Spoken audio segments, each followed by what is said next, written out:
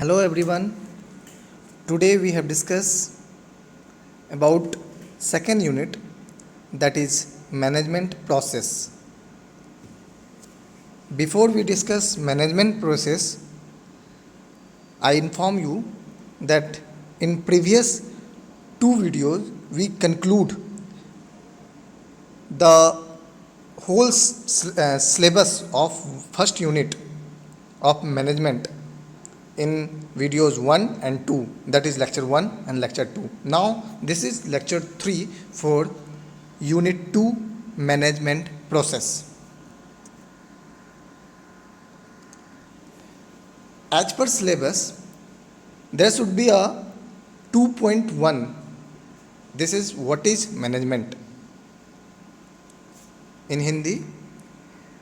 पहले वाले चैप्टर में हम मैनेजमेंट के बारे में जाने, बिजनेस के बारे में जाने, क्या पर्पस होता है उसके बारे में जाने. अब जो है हमारे पास सेकेंड यूनिट है जो कि मैनेजमेंट का, मैनेजमेंट को किस किस टाइप में, वेरियस डेफिनेशन में, concept of management, level of management, administration of management, scientific management, evolution, इन चीज़ों को जिक्र करने को बोल रहा है सेकेंड यूनिट में. ठीक है.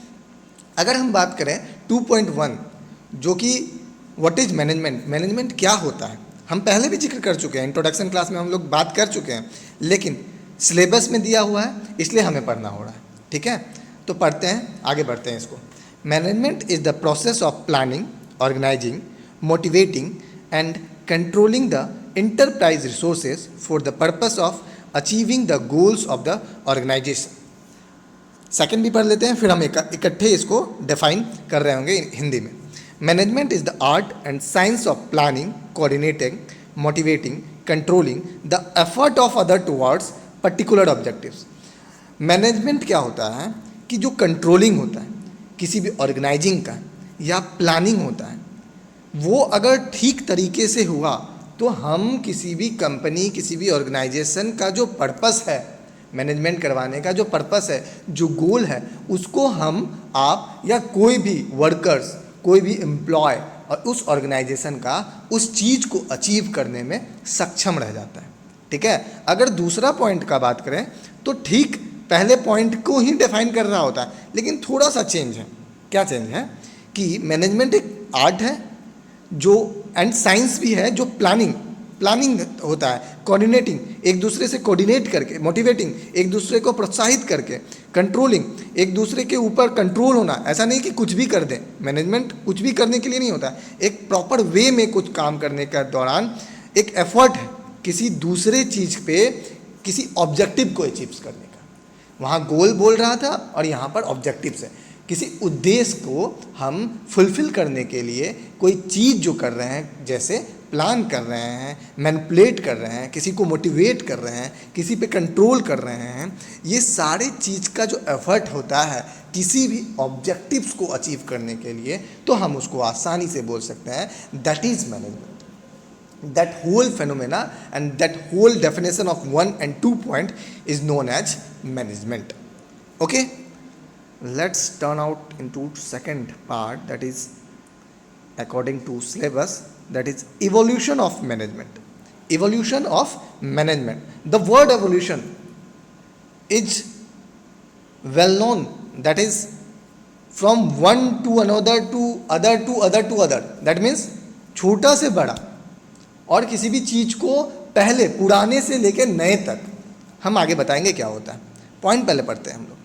The evolution of management through is a process that started in the early days of a man. Early days हम क्या बात कर रहे थे अभी, कि पहले वाले दिनों में कैसा मैनेजमेंट हो रहा होगा और अब कैसा मैनेजमेंट होता है. तो इन दोनों के बीच का जो गैप है, बीच का जो ड्यूरेशन है, that is evolution.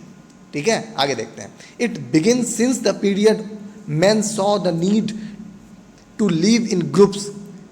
Mighty men were able to organize the masses, shares them into various groups. The sharing was done accord to the masses strength, metals, capacity and intelligence. मतलब पहले के क्या होता है कि एकाएक थोड़ी कोई भी चीज़ अचीव कर पाओगे, नहीं, धीरे धीरे धीरे धीरे उसमें इम्प्रूवमेंट लाके। तो इम्प्रूवमेंट कैसे आएगा? नए आइडियाज़ से, नए नए लोगों से, नए लोग को ग्रुप में जोड़ने से।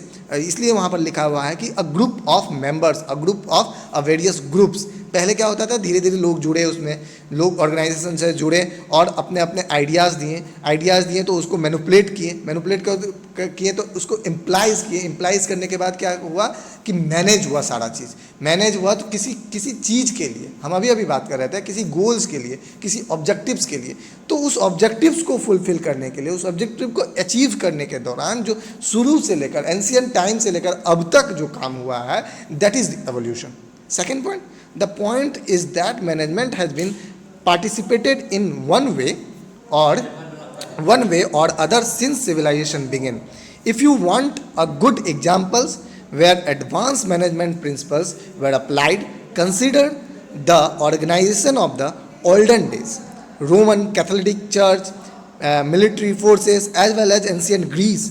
These are all excellent examples, but the Industrial Revolution brought a drastic change and suddenly the need to develop a more holistic and formal management theory become a necessity. मतलब मैनेजमेंट के दौरान तो बहुत कुछ achieve किया गया, बहुत सारा गोल अचीव किया गया, लेकिन जो Roman Catholic church, military forces और एंशिएंट ग्रीस ने जो कर दिखाया वो एक्सीलेंट था। कैसे एक्सीलेंट था? उनका managing power, controlling power, achievement के प्रति सारा मैनिपुलेशन पावर, मैनेजिंग करने का तरीका वो उम्दा था और सबके अपेक्षा। तो क्या हुआ, ये अपने गोल को अचीव करने में वो एक्सीलेंट साबित हुआ।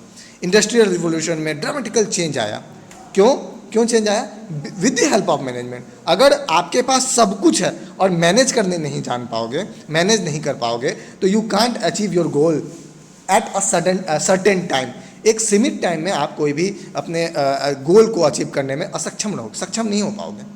क्यों? क्योंकि आपकी मैनेजिंग जो पावर है, वो जो मैनेजिंग कैपेसिटी है, मैनेजिंग ग्रुप है, वो उतना प्लानिंग, ऑर्गेनाइजिंग, डायरेक्टिंग, कंट्रोलिंग से नहीं चल पाया। तो उसके चलते क्या हो गया, वो डिले हो गया या अचीव नहीं कर पाया, डी हो गया। इन चीज़ों को मद्देनज़र रखते हुए भी कोई भी कंपनी, कोई भी ऑर्गेनाइजेशन डेवलप क्यों कर पाती है? क्योंकि वो इन चीज़ों पर ज़्यादा ध्यान देता है ना, ज़्यादा ध्यान देता है।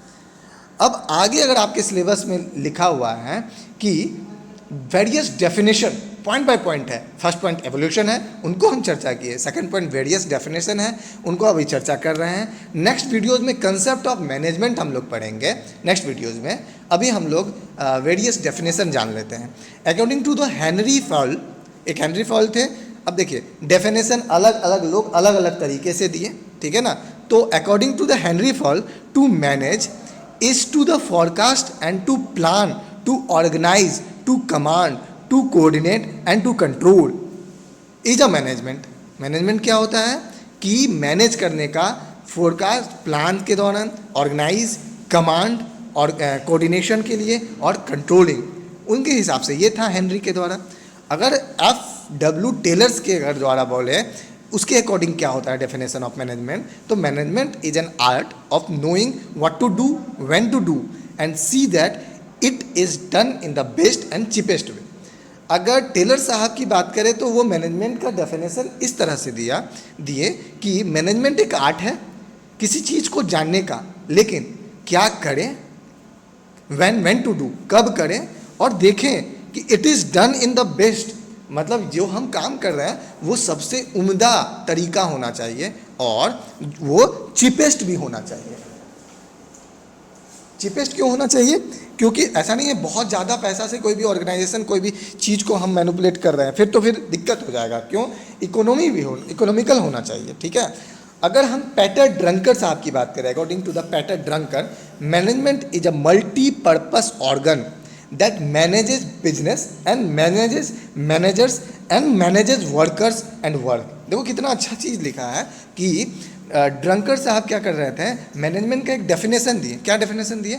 मल्टीपर्पस ऑर्गन दैट मैनेजेज, क्या मैनेज करता है? बिजनेस को। फिर क्या मैनेज करता है? मैनेजर्स को। फिर क्या मैनेज करता है? वर्कर्स एंड वर्क्स को। किसी भी काम को और काम करने वाले को भी मैनेज करना एक मैनेजर का काम है, वो भी एक मैनेजमेंट के अंतर्गत आता है। तो ये तीन जो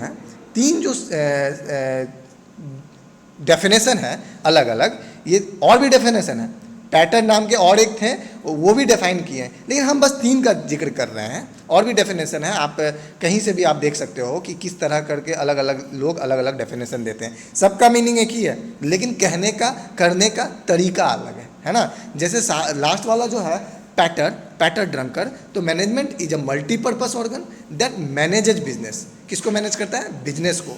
फिर किसको मैनेज करता है? मैनेजर्स को। मैनेजर्स फिर किसको करता है? वर्कर्स एंड वर्क्स को। ठीक है, ये डेफिनेशन ऑफ मैनेजमेंट है। आगे देखते हैं, आगे है कॉन्सेप्ट ऑफ मैनेजमेंट। जैसा कि हम अभी वीडियोस के इनिशियल पॉइंट में, इनिशियल टाइमिंग में हम बोले कि मैनेजमेंट का पार्ट जो है सेकेंड यूनिट का हम थोड़ा सा जिक्र कर रहे हैं, what is management, evolution of management और various definition of management by different people. ठीक है, अगला जो पॉइंट है कंसेप्ट ऑफ मैनेजमेंट, वो हम नेक्स्ट वीडियोस में, नेक्स्ट लेक्चर में डालेंगे।